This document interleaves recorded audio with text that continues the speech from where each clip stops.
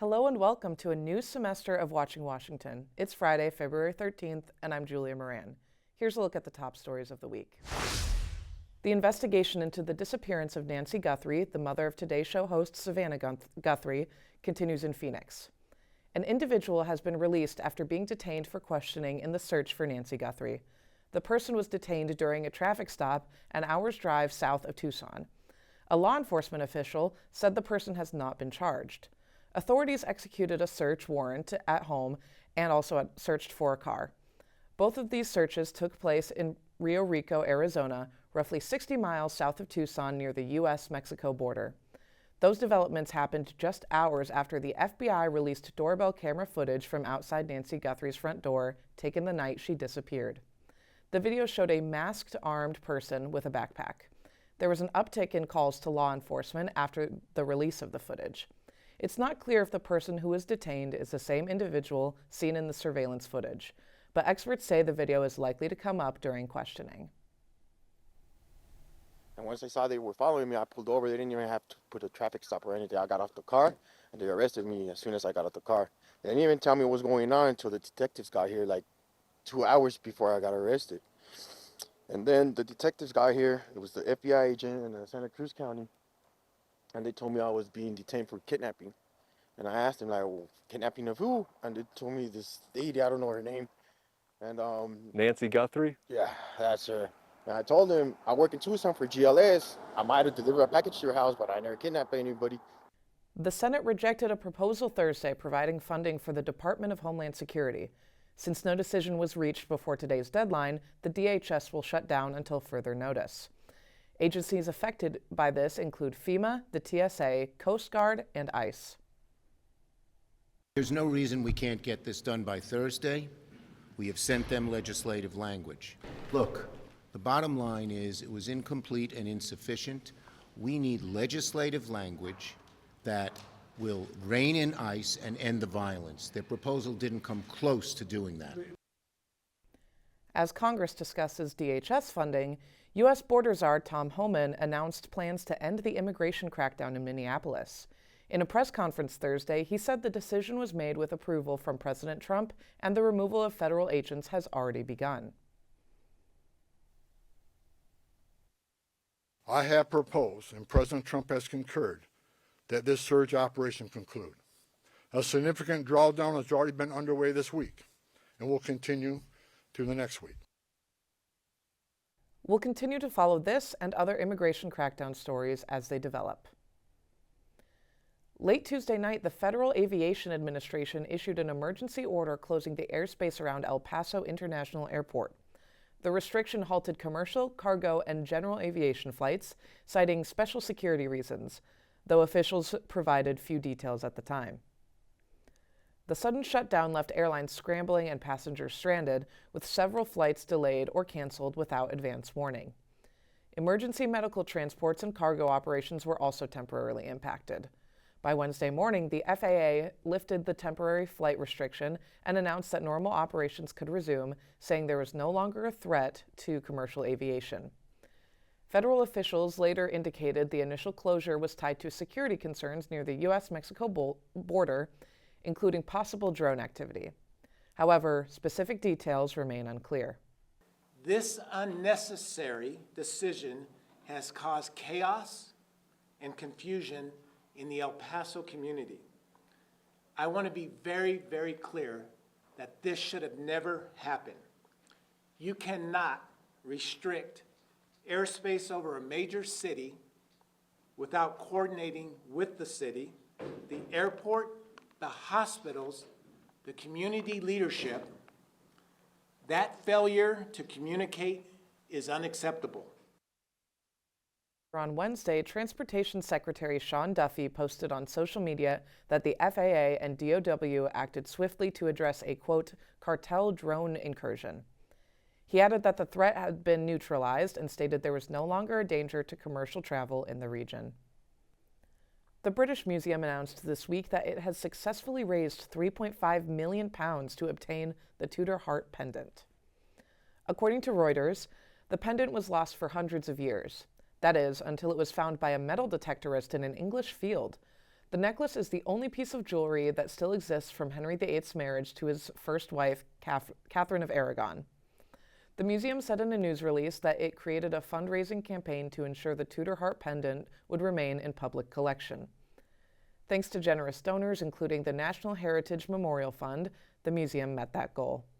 The necklace will soon be on display so that everyone can enjoy its beauty. The Olympics are a celebration of athletic excellence, but for many competitors, the Games are also deeply personal, a moment to honor loved ones and share stories that go beyond sports. For one U.S. figure skater, this year's debut is especially meaningful. On Tuesday, Maxim Naumov made his Olympic debut in Milan. Naumov's parents were killed in last year's plane crash outside Washington, D.C., when an American Airlines regional jet collided with a Black Hawk helicopter over the Potomac River. Naumov said that after his parents' death, he wouldn't know if he would ever skate again.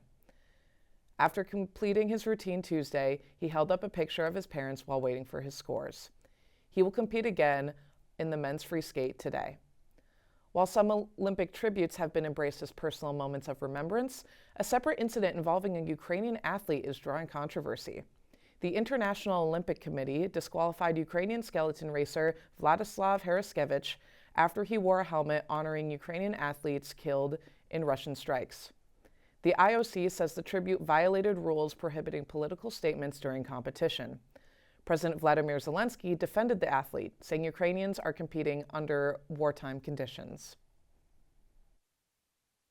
Рішення Міжнародного олімпійського комітету проти The decision of the International Olympic Committee against Vladislav Haraskevich, our athlete who simply remembers and honors Ukrainian athletes whose lives were taken by Russian strikes, is definitely not about peace, justice, or the principles of the Olympic movement. Sport should not be without memory and respect. Ukrainians are already preparing for competitions in special conditions, in conditions of war, and it is not political to talk about what is really happening. The International Olympic Committee has not announced any further action. Up next, Attorney General Pam Bondi testified before lawmakers, and the exchange got heated. Plus, a hidden passage inside a New York museum is believed to have once been a part of the Underground Railroad. Stay with us, those stories are coming up next. Hola from Spain. G'day, mates. Buenos dias. Bonjour. Hello from South Korea. I'm studying abroad in Valencia, Spain this semester. I'm studying abroad in Sydney, Australia. I'm studying abroad in Madrid, Spain. Studying at Seoul National University. At Issai Super-Héros in Toulouse, France. And I'm really getting to enjoy meeting all the new people and the culture. How different it is from Purdue University. It is an absolutely fantastic experience. I'm living my best life. I can't wait to see you guys all overseas soon. A bientôt. Adios. Nos vemos de España.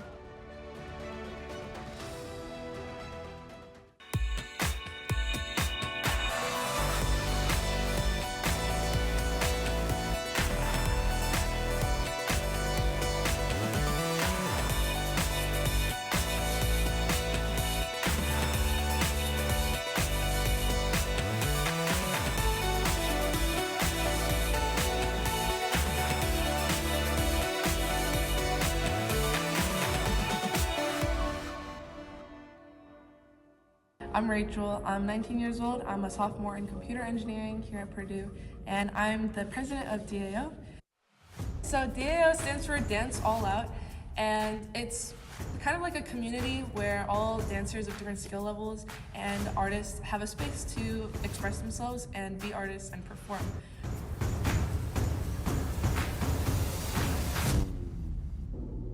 We perform at things like the AAA Night Market and the VA, the Variation Showcase, at the end of the semester. We even had our own showcase last year, and that was really exciting. DAO not only offers like weekly classes and performance opportunities, but kind of like a really strong community / family to do it with. When people talk about college, or when you see in like coming of age movies, it's all about like the main character finding like the place where they belong, whether it's in school or like extracurricular or like with their friends or another hobby. But like this could be the place where you find like your coming of age moment, and like it could be the place where you discover like a big part of your life.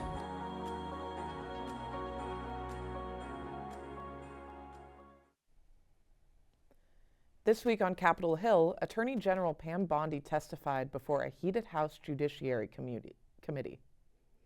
The questions covered a variety of topics, but most centered around the Department of Justice's handling of the Epstein files release. Lawmakers sparred with Bondi over the redactions and delayed release of the files, as well as what some committee members called a lack of investigation into those named in the report. A group of survivors of Jeffrey Epstein attended the hearing. At one point, they were asked to stand up and raise their hand if they had not been able to meet up with the DOJ. I want to take a moment to acknowledge the Epstein survivors who are here today.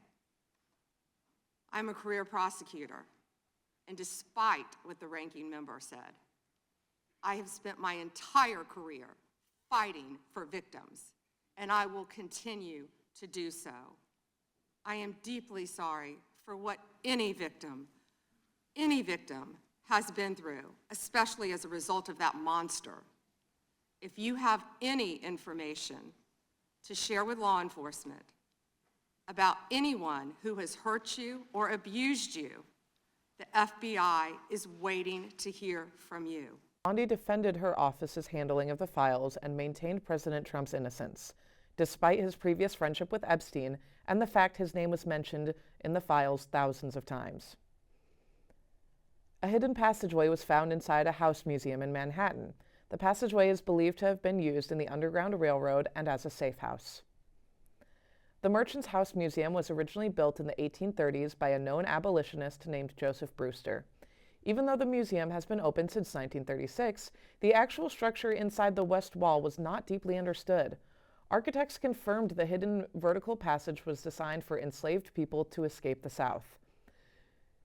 The entry to the passageway was located on the second floor in the built-in drawers. Opening the bottom drawer revealed a ladder that led to the ground floor. City Council members hope to preserve the passageway and state that it is a way to learn more about New York's history and its role in the abolitionist movement. The museum plans to put the passageway into their tours for the public. The national debt is expected to nearly double in the next 10 years.